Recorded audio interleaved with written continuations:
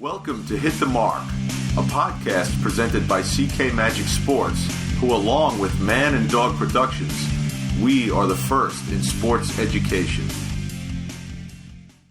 As I sit here and do this podcast, the Astros and the Royals are tied at 6 in the bottom and top of the 8th inning. We just saw the Royals score 4 runs to tie the game. It looked like the Astros had that in the bag. They were going to the League Championship Series, which is so great about baseball is you have to get all 27 outs. You can't sit on the ball. You can't go into delay. You can't do a prevent defense. Later on today, the other series take place. You have the Rangers and the Blue Jays going in Game 4, the Cubs and the Cardinals in Game 3, and the Mets and the Dodgers in Game 3 after the controversy of the Game 2 Dodger win. So this is what I love about this time of year. And in doing the best of division series, officially the division series was to start in 1994 if not for the strike that eliminated that. So it officially started in 1995. However, in 1981, Major League Baseball also had a strike. And in the middle of the season, play was interrupted for so long that what they decided to do was have 2 parts of the season. So what you had were the division winners in each part then played each other in a best-of-5 5-game series, which they deemed a division series, way back in 1981. So they already set what the 1995 version of the division series, they already had that in place in 1981. The only difference was that because there were just 2 divisions in each league, not 3, the NL West played the first half winner of the NL West played the second half winner of the NL West. So they played each other. You didn't have the NL East playing the NL Central or the NL East playing the NL West. You had the same division playing each other, which was how they came up with the name, the Division Series. So back in the late 70s, early 80s, the Dodgers and the Astros had a great rivalry. In 1980, the Astros, on their way to winning their first division, had a 3-game lead going into the final weekend series at L.A. The Dodgers just happened to sweep them to create a 1-game playoff. But the Astros managed to win that 1-game playoff after, the Dodgers looked like they had all the momentum. Joe Niekro went out and he shut them down in the 1-game playoff to advance the Astros to the 1980 League Championship Series.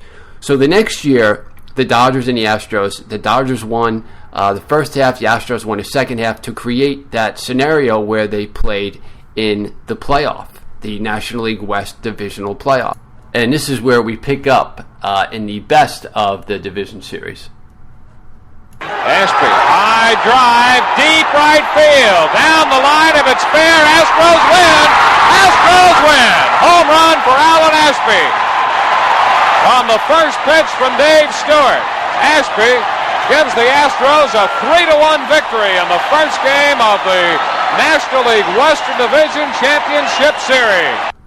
That's Alan Ashby with a walk-off home run in Game 1 of the first ever Divisional Series game in 1981 between the Los Angeles Dodgers and the Houston Astros. So the Astros go up 1-0. In Game 2, they win again on a walk-off on Denny Walling's base hit off of Tom Nadenfuer, who, if you study postseason history, Tom Nadenfuer probably gave up the most game-winning hits of any pitcher that ever lived. But the Astros have a 2-0 lead, even though they weren't scoring runs, as the Astros only managed to score 1 run in Game 2 and 3 runs in Game 1. And they weren't hitting the ball at all. For the entire series, the Astros hit 179. So that was a repeated problem for the Astros in the series. The series goes back to L.A., and how it was then it was 2-3. So the team that hosted the first 2 games didn't get another home game, and the team that hosted the final 3 games, they didn't have to go anywhere from Game 3 on. So the Dodgers were going to host Games 3, 4, and 5 if they could keep winning. So in Game 3, the Dodgers win 6-1 behind Bert Hooton. He gets the win. In Game 4, the Dodgers, behind a great pitch game by rookie Fernando Valenzuela, beat the Astros 2-1. Again, the Astros just couldn't score. So in Game 5, this sets up at Dodger Stadium, Jerry Royce against Nolan Ryan, and that's where we pick it up. Base hit by Monday. Baker will score. Garvey will hold it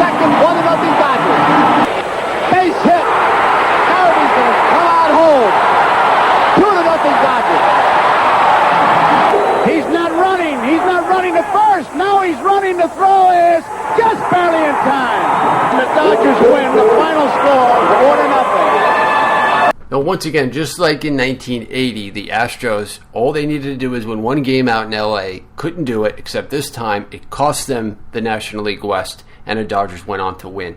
The Dodgers would go on to win the National League Championship Series and eventually go on to defeat the Yankees in the World Series. So next up, we have a excellent series between the Milwaukee Brewers and the Arizona Diamondbacks in the 2011 National League Division Series. Both the Brewers and Diamondbacks won their division, the Brewers winning 96 games, the Diamondbacks winning 94 games, kind of both coming out of nowhere to do so. The Brewers win Game 1 4-1 behind a great pitching performance by Yovani Gallardo. In Game 2, the Brewers once again beat the Diamondbacks, this time 9-4. Even though the Diamondbacks hit 3 home runs in that game, Goldschmidt and Upton and Young hit one for the Diamondbacks. Ryan Braun, the MVP, the disputed and highly controversial soon-to-be MVP, Ryan Braun, homered for the Brewers as they would go on to defeat the Diamondbacks 9-4 in Game 2 to take a 2-0 series lead. The series goes back to Arizona, where Arizona easily wins 8-1 behind a 3-hit performance by that Diamondbacks in Game 3. 3 pitchers combined on a 3-hitter. Game 4 goes to the Diamondbacks again. This time, Arizona explodes for 10 runs as the Diamondbacks slap around Randy Wolf, knocking him out in the 4th inning, scoring 7 runs off him, and hitting 4 home runs in the game. Chris Young going deep twice for the Diamondbacks in that 10-6 win. So that sets up Game 5 back in Milwaukee at Miller Park, and that's where we pick up the action. Puts glove on knee as a new sign from Blanco. He's ready and delivers. Morgan a smash up the middle. Base hit to center. Here comes Gomez around third. A throw and the Brewers win. The Brewers are moving on a base hit by Nyjer Morgan. He's being mobbed. Wow, what a scene!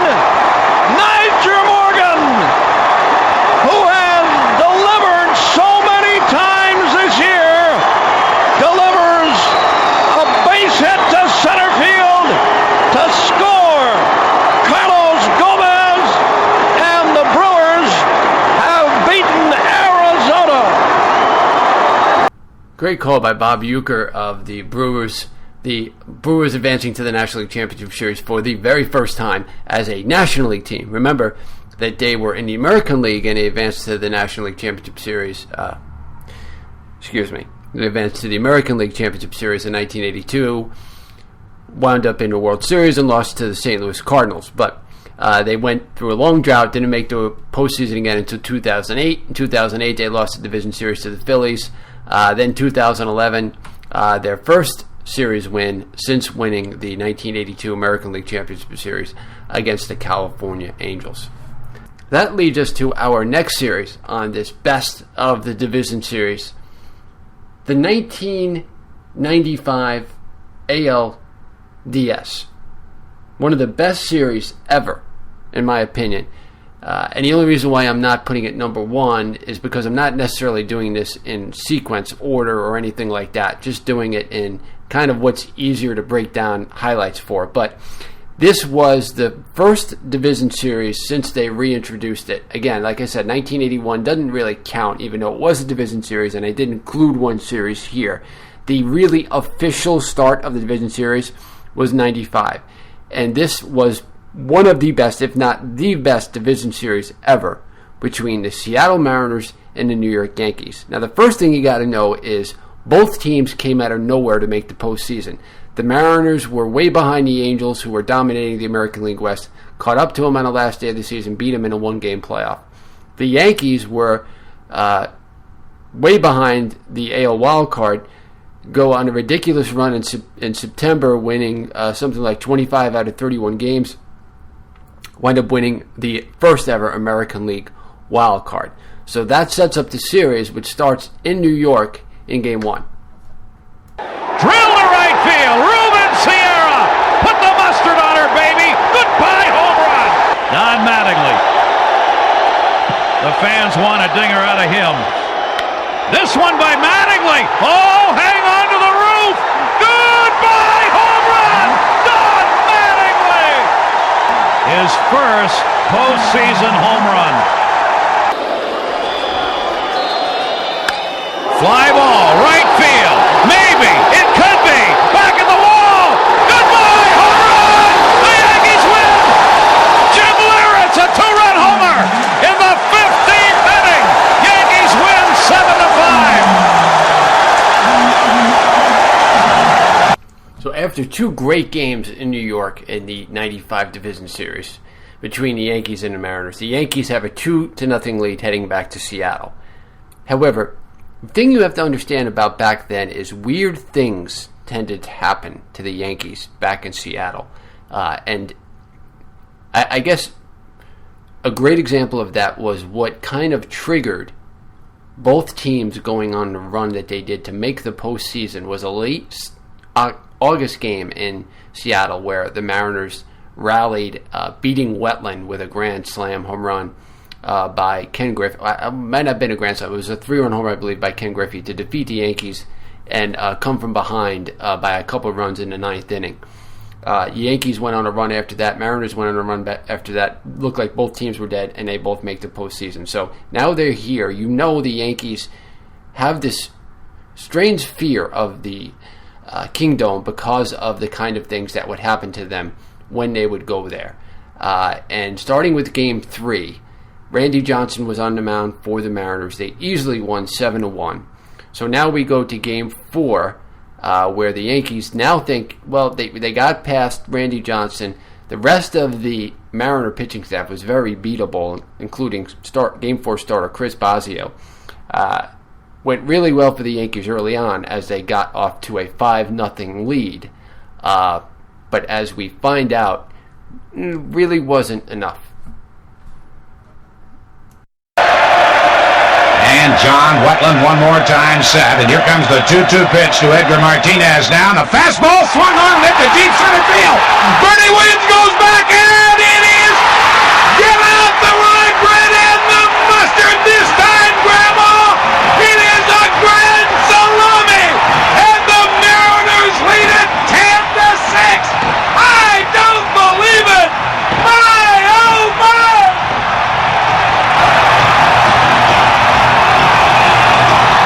Martinez hits one off the tarp in dead center field of John Wetland. The Mariners have not only come from a 5-run deficit, they have taken a 4-run lead on Edgar Martinez's third career grand slam home run. A fastball down the middle of the plate, and maybe he pickled it. He deep sixed it. Dead center field, and the Mariners an unbelievable come from behind lead in this ball game, and that is all for Wetland. After falling behind in the series 2-0, the Mariners go home, tie the series at 2. This sets up Game 5. David Cohn going for the Yankees. No better guy they would want on the mound. For the Mariners, Andy Benes. Yankees wind up taking a 4-2 lead into the 8th inning. The Mariners bring it to within 1 on a solo home run by Ken Griffey, who was Yankees were unable to get him, Jay Buhner, and Edgar Martinez out all series. The Mariners tie the game when inexplicably, in one of the strangest pitch sequences ever, David Cohn walks Doug Strange with the bases loaded, throwing him a 3-2 slider. So that sends the game to extra innings, where the Yankees, in the 11th inning, take the lead on a Randy Velarde single. On the mound for the Yankees is Blackjack McDowell. Now, McDowell allowed the first two Mariners, which were Joey Cora and Ken Griffey Jr., to reach base in the bottom of the 11th inning. And this is what happens next. The stretch. And the 0-1 pitch on the way to Edgar Martinez. Swung on and lined down the left field line for a base hit. Here comes Joy. Here's Junior at third base. They're going to wave him in. The throw to the plate will be late. The Mariners are going to play for the American League Championship. I don't believe it. It just continues. My, oh my. Edgar Martinez with a double. Ripped down the left field line, and they are going crazy at the kingdom! Edgar Martinez winning it for the Mariners in Game 5 of the 95 ALDS. Again, one of the greatest, not just division series, but greatest postseason series of all time. As once again, the Yankees just, whenever they went to Seattle back then, weird things happened, and it cost them going to the championship series. However, the Yankees learned how to win, I guess we could say. They won the World Series in 96, they won in 98, they won in 99, and they won in 2000. Now, in 2001, they had a chance to become a four-peat winner, I guess you would say, four-time four-peat, a real dynasty. And in the first round, they get the Oakland A's. Now, again, this was after the whole destruction and devastation of 9/11, so the Yankees are everyone's sentimental favorite at this point.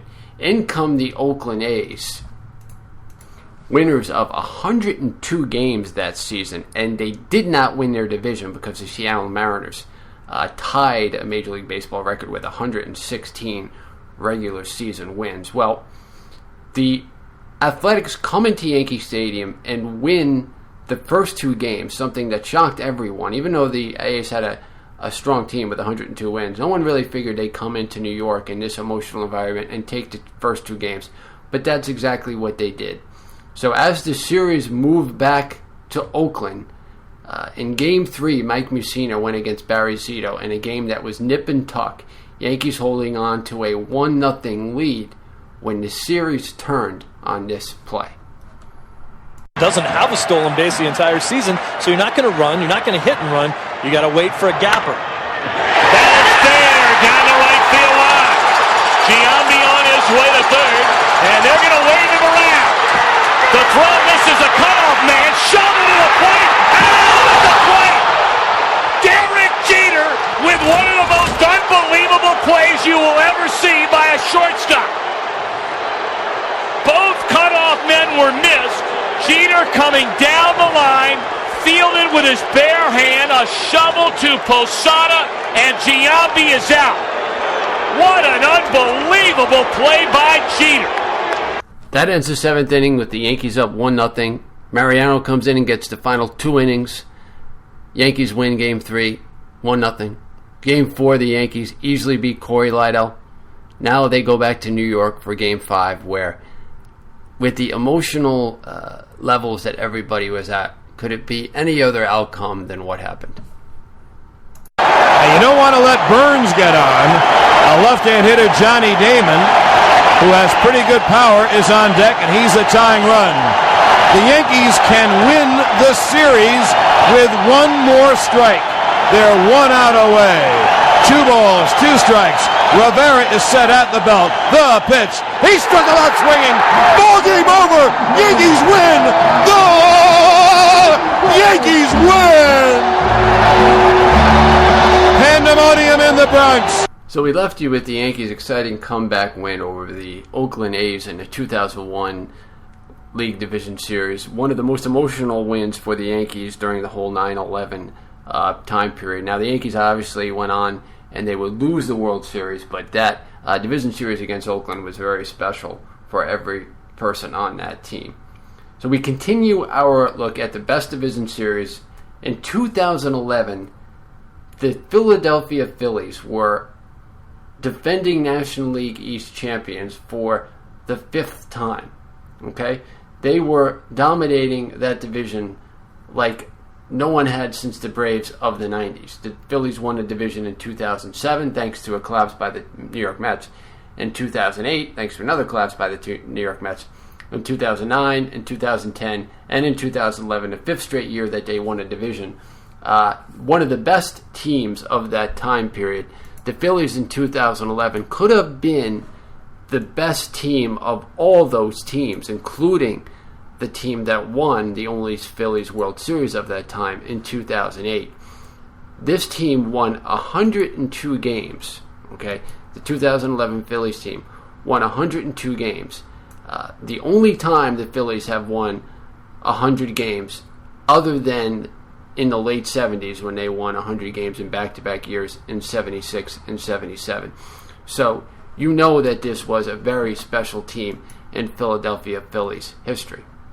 So they get in the division series the lowly St. Louis Cardinals. So the only reason why the Cardinals made the postseason was because of a massive collapse by the Atlanta Braves. Now the Braves had as big as a 9.5 game lead in September.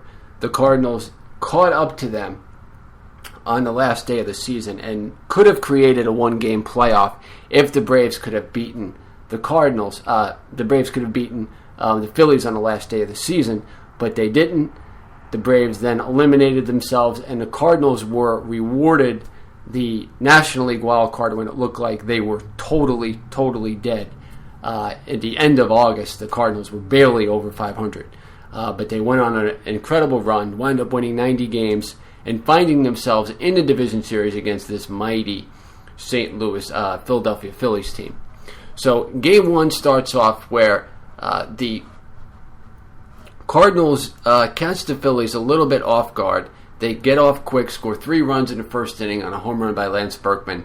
But the Phillies catch their breath, wind up coming back, easily defeating the Cardinals in game 1, 11-6. Game 2, I think, is really where this series started to get noticed by everyone.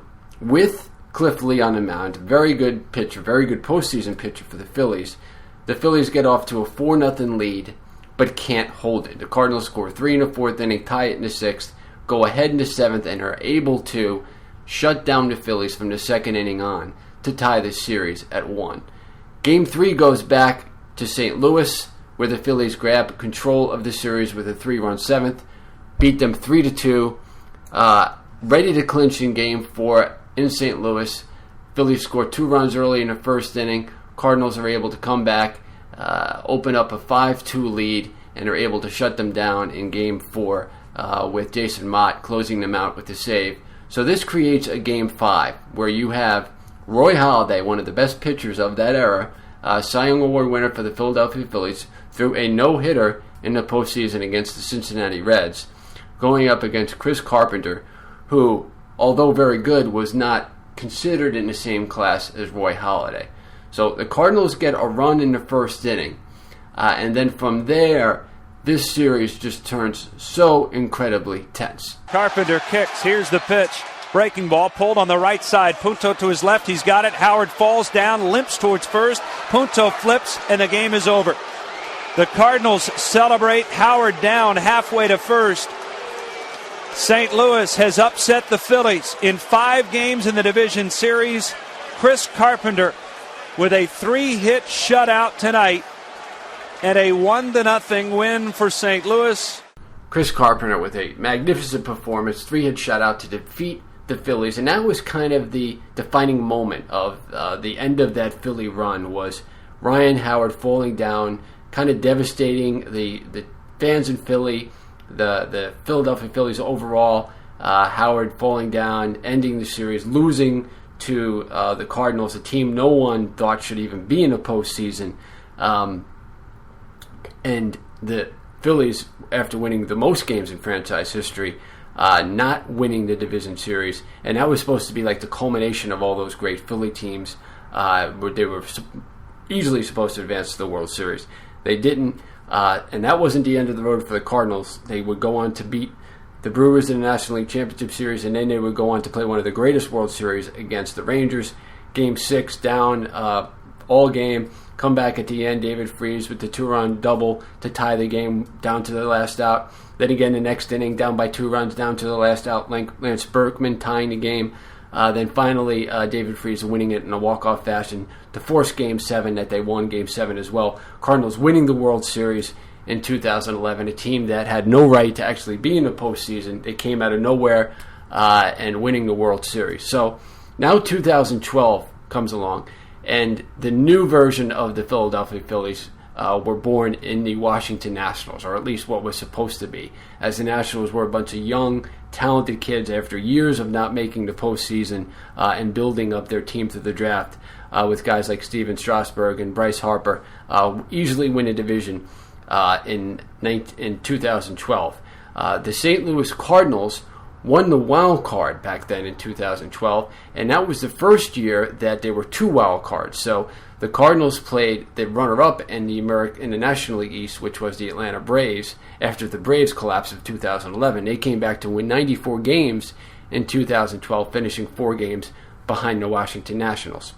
So the Cardinals are able to beat the Braves, and in my opinion, one of the worst calls ever in postseason history, when the Braves attempting a comeback.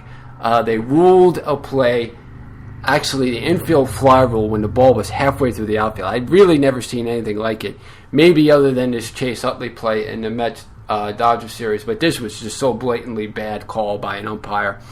So that's how the Cardinals advanced to the National League Division Series.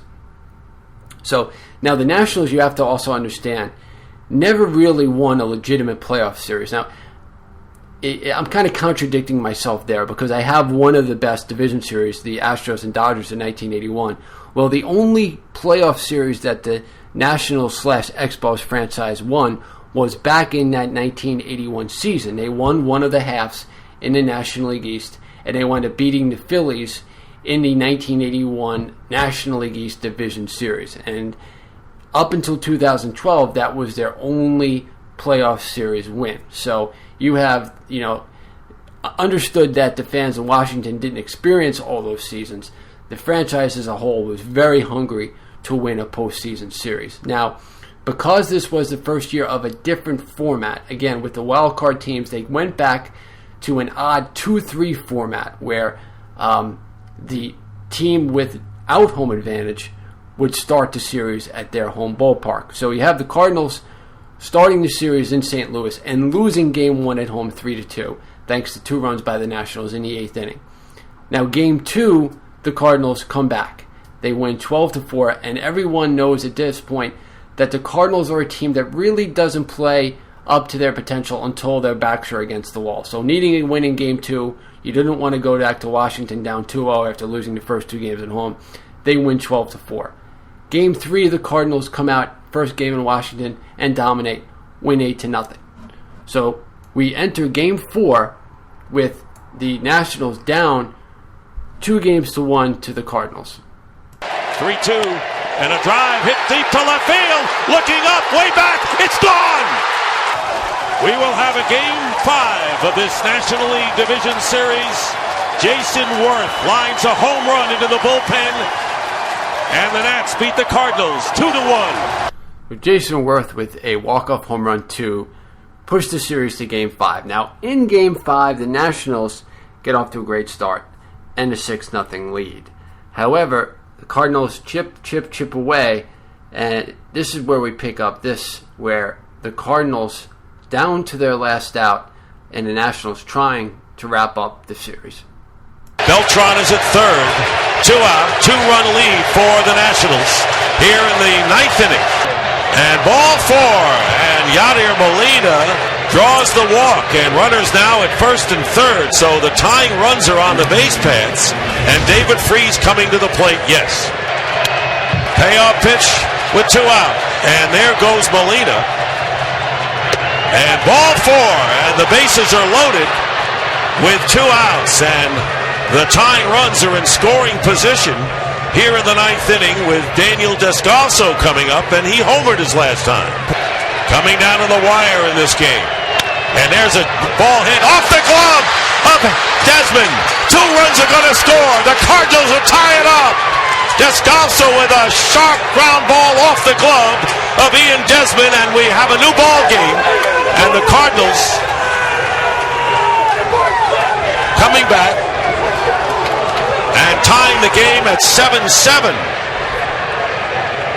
A base hit for Descalso after homering last inning. A bullet back up the middle of the field. Desmond able to get a glove on it. Looked like he was a little off balance as he made that dive to his left. Beltran will score easily. The pinch runner Chambers right behind him to tie it up. And you've said it, and you can look at the face of the fans here anticipating the clincher here and moving on, but the Cardinals never say die. They're never out of it until you actually get them retired and out of it. And here is Cosma. 1-2 to Cosma, and the count is even. 2 balls and 2 strikes. What a turn of events, Bob Brenly. I'm telling you. I mean, you got your closer on the mound. You're feeling pretty good about the way things are going. Here's the 2-2 pitch, and a line drive to right field. It's going to be a base hit. 2 runs will score, and the Cardinals take a 9-7 lead. The Cardinals proving just how clutch they are. Just an unbelievable organization, the St. Louis Cardinals. The 2 years that they won the World Series, they probably were nowhere near the best team. Win in 2006, win in 2011, and then here in 2012 playing a very good Nationals team, down to their last out, keep fighting, beat the Nationals, go on to the National League Championship Series, but lose to the Giants, as the Giants have won 3 of the last 5 World Series, so that certainly is no shame in that. But the Cardinals themselves, starting with their miraculous win, I believe, over the Mets in the 2006 National League Championship Series, always seem to be involved somewhere down the line in October.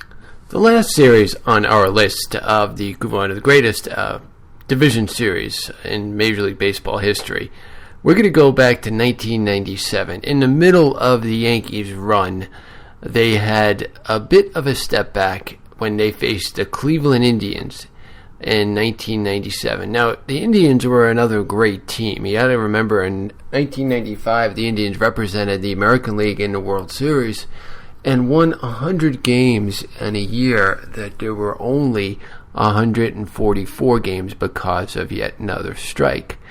Well, in 95, they lost to the Braves in the World Series. Then in 1996, despite an Albert Bell memorable, for some reason I always remember this play, Albert Bell breaking a tie with a grand slam against Armando Benitez in the ALDS, but they were unable to get past the Baltimore Orioles.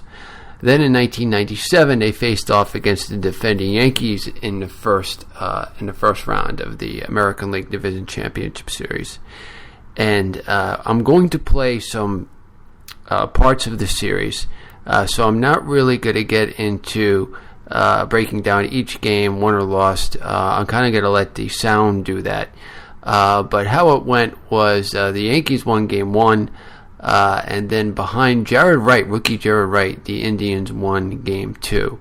The Indians came back to win Game 3, and then, as you can hear from the telecast and some of the highlights, what will happen with the rest. But we start off in this 1990s. I always get, for some reason now, that we're in 2000s. Everything's 2000, even though this was 1997. So we're going to start off with this 1997 ALDS, the Yankees and the Indians in Game 1 at Yankee Stadium, and a memorable three-peat. 1 on, 2 out, range, hits it to right. We're tied. Jeter into left field. Giles back at the wall. Yankees lead. Now the 0-2 to O'Neill is smoked to center. Grissom back.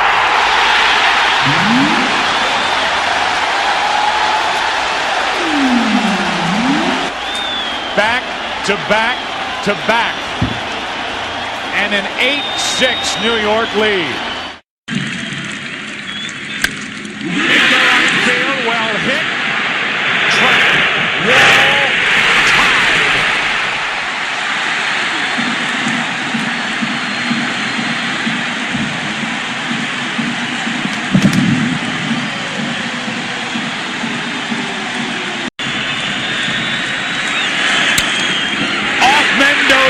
Base hit. There will be Game 5 tomorrow night.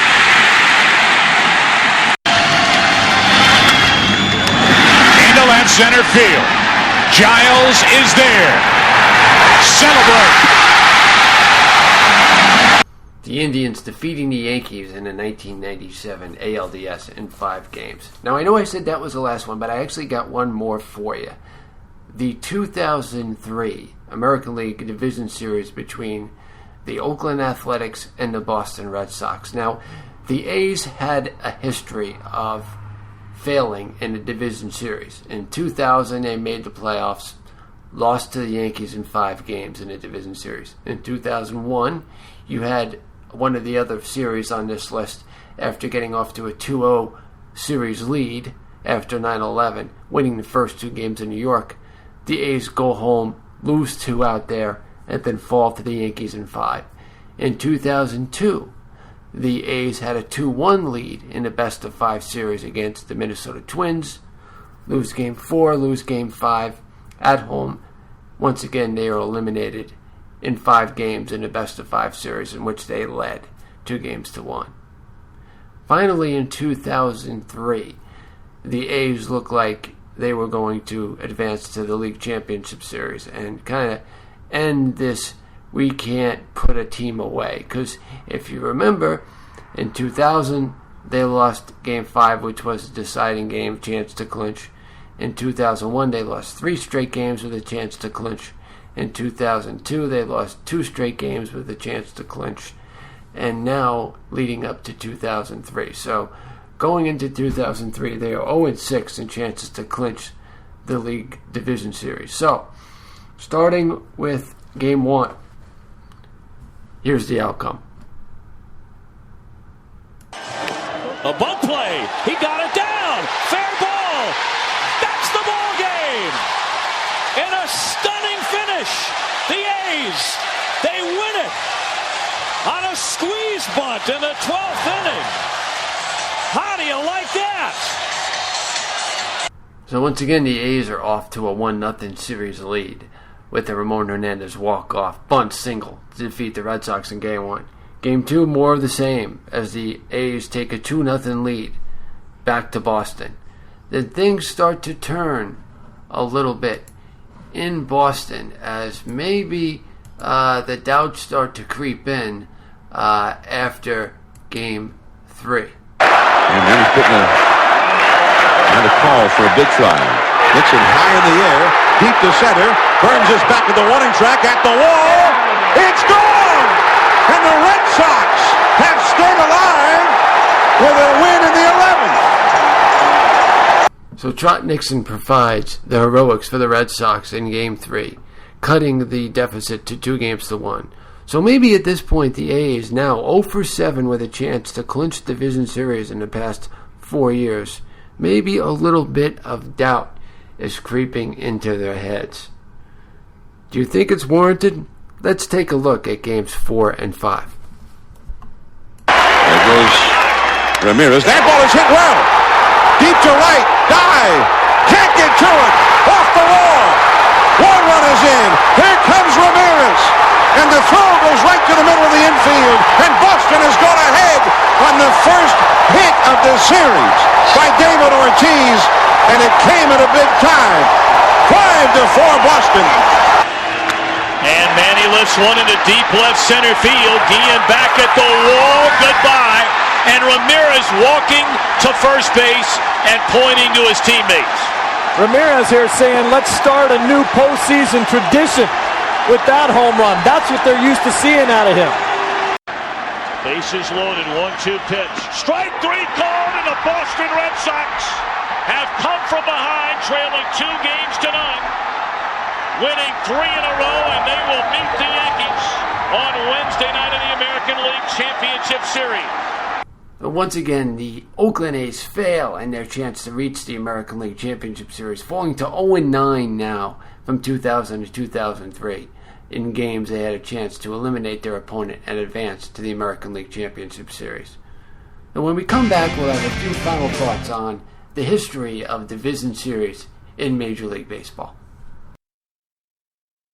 And figuring out how to end this podcast, I decided to end it with some of the rest of greatest moments in the division series. Not moments that were on here before or series that were on here, but special moments that took place in the division series that fans remember, players remember, and go a long way to why we love baseball so much and what makes October baseball so special. So again, please click on ckmagicsports.com, go to Knockout Cancer, donate if you can. Every cent you donate goes directly towards helping me in my battle against Crohn's disease and lymphedema, able to find more preventive care so that way I can better treat these things that affect my life every day because of cancer, and how much preventive care is necessary in what I'm fighting. So I thank you so much for listening to this podcast. Your support means everything to me. Again, ckmagicsports.com, Knockout Cancer. Click on my story to read more about the things I've been through and how important it is to help kids and people who are suffering through anything going on with cancer, and how also important it is to give time to the cause and to visit kids in the hospital, to do all you can to raise awareness for pediatric cancer that can stop some of these side effects that have affected me. Hopefully they won't affect any more kids, that when they beat cancer and they're cancer free, that means that they're free to then continue either the life they knew or a new, better life for them. So here we go, finishing off our podcast of the best Division Series moments ever with some more great memories. Oh man, Tony Pena on 3-0 sends everybody home. There's a home run! Grand slam for Albert Bell! There it is! Gutierrez scores! The Astros have won the game they had to win. And they're going to San Diego tied at 1. These fans on their feet in a frenzy. Hafner climbs back in. 3-2 the count, bases loaded. Here's the pitch. Swung on line drive, base hit right center. It's a game winner. Travis Hafner rips one up the alley in right center. The Indians go to New York, up 2-0, and a mob scene at first base. Doesn't have to wait to see what happens. Swing and a drive right field. Way back. Turning Berkman, it is gone. Atlanta wins it. Atlanta wins it. They tie the series. Rafael Furcal, no less, with a game winner. A walk-off at Turner Field. And the pitch. Swinging. Lining it to left. It's gone. It's gone. It's gone! Chris Burke! Holy Toledo! What a way to finish! Chris Burke just purchased the ticket to St. Louis.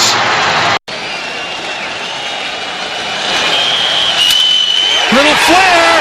That'll do it! Johnson scores! The Marlins on the field. They've won it 2-1.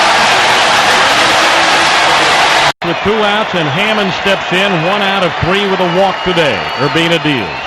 A line drive out into left field, breaking in. Conine can't get to it. Up with it, the runner's Wade. Here's the throw to the plate. Pudge is waiting. He tags him, gets knocked over, holds on, and the Marlins win the game. What a play to end it. A bruising collision at home plate to end this as Jeff Conine throws out J.T. Snow at home plate. And it's the Marlins who have beaten the Giants 7-6, and they're headed to the National League Championship Series. He kicks, he deals. Snow swings, high fly ball to right, hit to the corner. Perez chasing to the wall. It's gone! Oh, no! It's gone! Snow has homered, and we are tied! Miller set to run. 3-2 pitch. On the inside corner, strike 3 called. The ball game is over. Franco strikes out Barry Bonds with a 3-2 off-speed pitch, and the Mets have won the ball game. And they're all out to congratulate John Franco. The Mets have tied up the series with a 10-inning victory here at Pac Bell Park, and they'll go back to Shea Stadium, tied with the Giants at a game apiece. As long as, oh, that's hit well to center field. Finley goes back.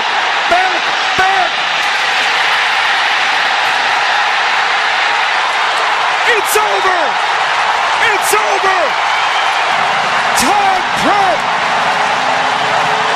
one of the most unlikely heroes to dead center field. The Mets have won it in 10, 4-3.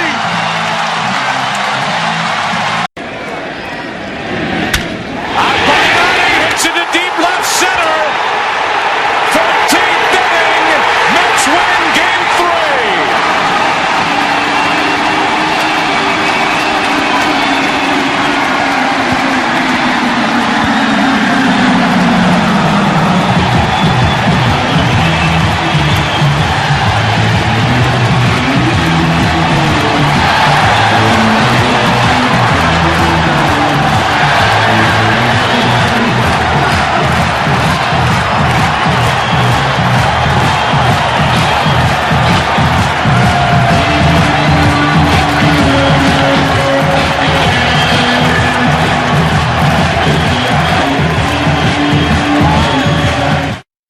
Worrell gets the sign.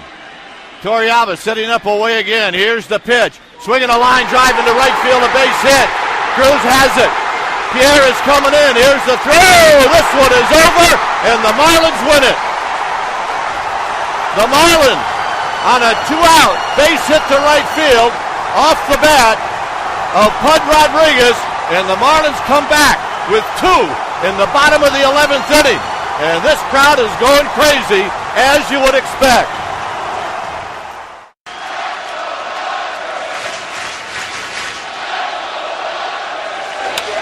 That ball is drilled to left.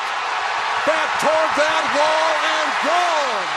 And the Dodgers lead. The 2-2 hanging breaking ball. 84 miles an hour, stays up and inside, and Uribe doesn't miss it. Remember to follow Mark on Facebook and Twitter at CK Magic Sports and subscribe to our podcasts on iTunes and on YouTube. To donate and support Mark and to find Mark on the web, visit CK Magic